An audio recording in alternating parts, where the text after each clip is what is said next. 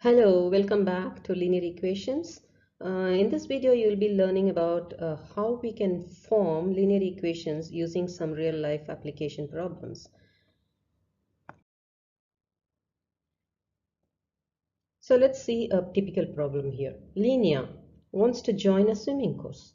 She approaches a nearby swimming school and finds the following rates. That is, she has to deposit $50, which is not refundable, so it's just paid and it's a deposit. But after that, for every hour, she has to pay $15, which means for 2 hours, she would have paid $30 with the $50 that she has already paid. So now if she takes 2 hours of class, she would have already paid $80. So, and so on. So this is the basic question. So how can we frame a linear equation from this problem? Okay. So let's try to find the total cost of her swimming classes for each hour she goes. Like if she goes for 1 hour, how much? If she goes for 2 hours, how much? And so on. Okay. So for that, let's make a table. The table consists of hours in one row and total cost in the other row. So if she's going for 1 hour, the total cost would be 50 plus 15 because 50 is the deposit and 15 is the hourly payment. So 50 plus 1 hour payment, which is 15, will give her the cost of $65. If she went for 2 hours, she would have paid, as I just said, 50 plus $30, which is $80. And if she went for 3 hours, she would have paid 50 as a deposit, but 3 times 15 is 45, so $95. And if she goes for 6 hours, how do you do this? How can you find it out, like without going one by one? So let's see what happens here. The 15 here came from, okay, 15, 30 and 45, all these numbers came from the one from the top, that is from the number of hours we have. The 1 times 15 gives you 15, and 30 comes from 15 times 2, which is number of hours is 2, therefore 15 times 2 gives you 30, and the 45 comes from 15 times the 3 hours. Now, what will you do if you are asked to find how much does it cost for 6 hours? So it's very simple. 15 times what? It's the number of hours that you need to multiply the 15 by, which is 15 times 6, which gives you 90. And then you need to add this 90 with the original deposit 50. So the cost is now $140. Now, you have to pause this video for a moment and then find out what's the cost if she has to go for 7 hours. So I think you must have done a calculation for 7 hours now. So let's see if you have done this correctly. For 1 hour it is 65, 80, 95, and for 6 it is 140, and for 7 it should be $155. I hope you were able to do that. Now let's go further and see what happens. See, I want to find how much does it cost if she took 100 hours or 110 hours, for example. So you can't keep doing the same thing one after the other, right? So let's see how we can use linear equations for this. So for 100 hours, what you would have done is 50 plus 15 times 100, which would be 50 plus 100, 1,500, which is $1,550. That would be her cost for if she went for 100 hours. And for 110 hours, it would be 50, the original deposit, plus hourly payment, which is 50 times the number of hours, which is 110. Therefore, this cost would be 1,700, right? Now let's say it goes on, like if you can't keep adding on a table of values like this. So let's see how we can make a linear equation from this and how is it going to help us. So it's the linear equation that we are going to make is going to help us do the problem without drawing such big tables. Fine. So let's see, she is going for h number of hours. That is, we do not know how many number of hours she is going to swim, some h number of hours. So how will you find the cost for this h number of hours? So what you have been doing is 50, the original deposit, plus 15 times the number of hours, right? So the question mark has to be replaced by any number of hours that she has gone for her swimming class. Now we have h as the number of hours. Therefore, it is 50 plus 15 times h. And what does this give you? This gives you the total cost of her swimming class if she goes for H number of hours. So this will be the equation of the cost for her swimming class with H as the number of hours, and H is the variable here. You keep changing the H value 1, 2, 3, 4, 5, anything, and then you can find the total cost that she should have been paying for her swimming class. So the equation now is C, which is the cost, is equal to 50 plus 15H. H is the number of. So what is the advantage of using linear equation for such problems? So the problem now comes down to a simple linear equation, C equal to 50 plus 15H. And if you want to find the cost for different hours, you can just substitute the value of H in this equation and you can find the cost for that. For example, if H is 1, you get 65. If H is 2, which is the number of hours is 2, you get 80. If it is 4, you get 110. So this we have already done this in the table in the beginning of this video. If you have forgotten, you have to pause this and go back and check the numbers again. So for example, let me see. If I want to find say for 20 hours, she is going for 20 hours.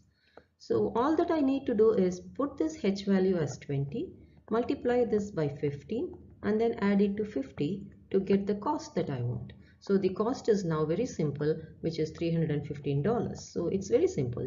I don't need any table anymore. So that is the advantage of making the linear equation. In later stages, you will also see how you can use this for drawing graphs, and from different graphs you can interpret so many other data.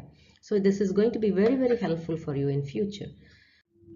Do you always need a story to make an equation? Definitely not.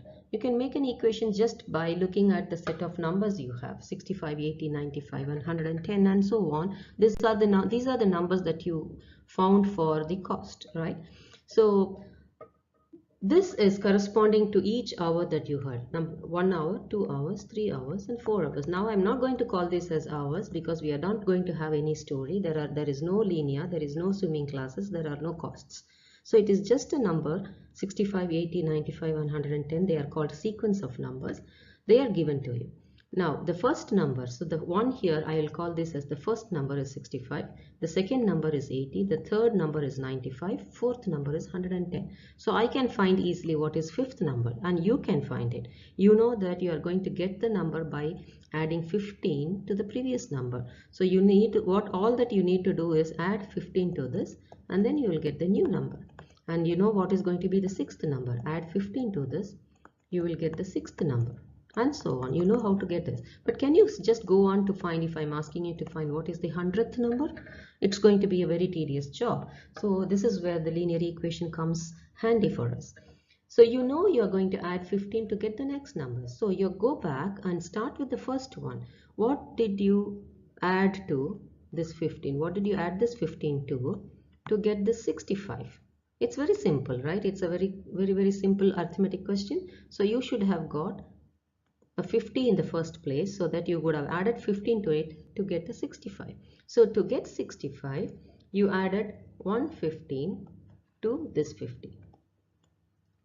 In order to get 80, you should have added another 15 to 65 so that you got 80. And then for 95, you would have added another 15 to get 95. So what happens? What is actually happening if you can see the pattern here? For getting 65, the first number, you added 150. For the second number, which is 80, you added 215 to 50. For third number, you added 3 15s to 50.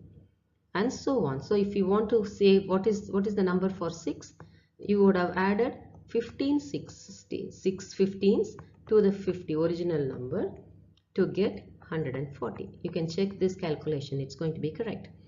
So what happened, you start with the 15 here, keep adding 50, how many number of times? The same number of times you have the numbers here. So if you want to find the 100th number, you are going to go on for this 15, adding the 15s, how many times? 100 times, right? So 100 times 15, but you started with 50, therefore the original 50 is going to be added. So that will be the answer for the 100th position, correct? So if I can make this 100, 200, 300 as x, then I'm having 50 plus 15x. So this is the linear equation for this set of numbers. So I can write it as a proper linear equation. Y equal to 50 plus 15x. That is what represents, that equation represents the number given, which is 65, 80, 95, 110 and so on. You can check this by substituting the values of x as 1, 2, 3, 4, etc. And then you'll get all these numbers one by one. So this is how linear equation is very, very useful.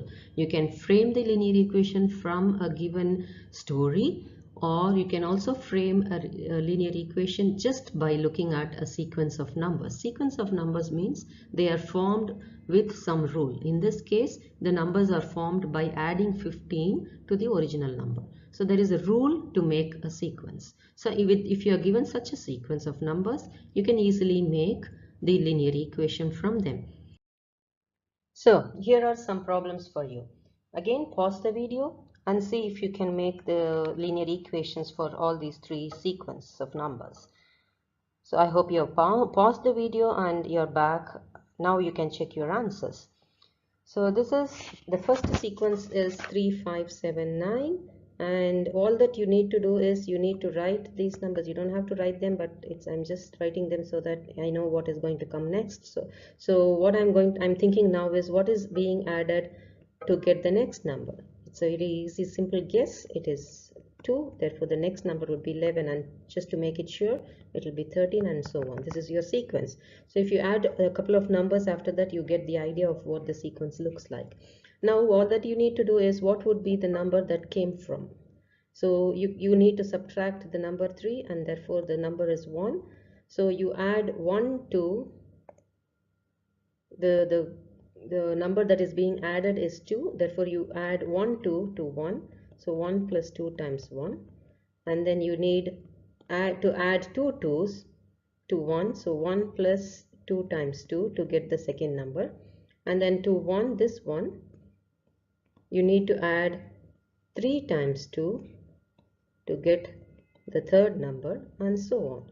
So what you need to do is you are adding 2 each time you increase your number of numbers. So you stay with 1 plus 2 times the number that you want to add. You want to get the number of terms that you want to get is x. Therefore, the answer is 2x. So we don't write 2 times x, so we write 1 plus 2x is the equation, and you always put the y here so that it gives you the actual number. So y is equal to 1 plus 2x. So if you substitute, for example, x is equal to 5, then you are getting 1 plus 2 times 5, which is 11, and this is your fifth number. 1, 2, 3, 4, 5. Fifth number is 11, and when your x is 5, which is the fifth number, you get 11 as your y value, which is the correct answer.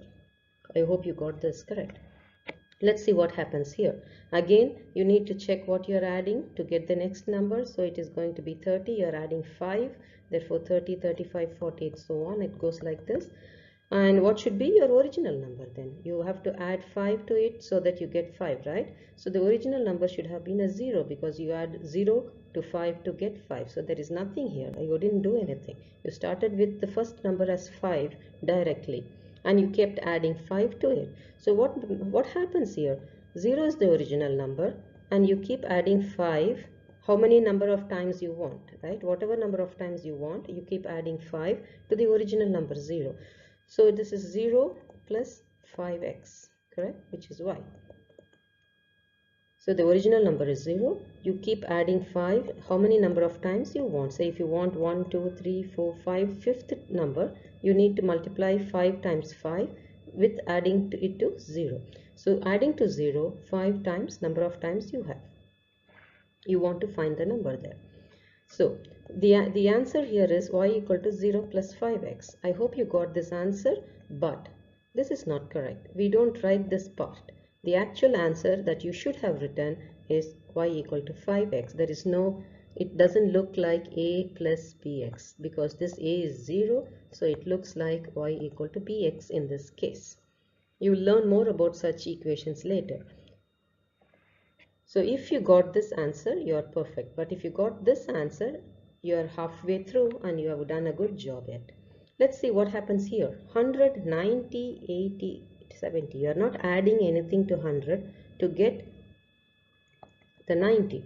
100, 90, 80, 70 and so on. So we are not going to add anything to get 10 to 90, but you are going to subtract 10 to get 90. So here you are going to subtract 10. So you are going to subtract 10. So you are going to actually subtraction of a number is adding a negative number. So you are adding negative 10 whatever number of times you want, but to what? How would you have got 100? You have to subtract 10 to some number so that you got 100, and you know very well that it should have been 110. So from 110 you need to add negative 10 times how many number of times you want. So this will be your y. So instead of positive, now it is negative. That's it. Its subtraction is adding negative numbers. This is what you need to know here. So the actual answer should be y equal to 110 minus 10x. So it is, if you have written 110 plus minus 10x, that's perfect. That's okay. But if you want to be very, very specific and truly mathematic, then you should have written this plus and minus together as minus 10x. So this is supposed to be your final answer. I hope you understood this. Bye bye.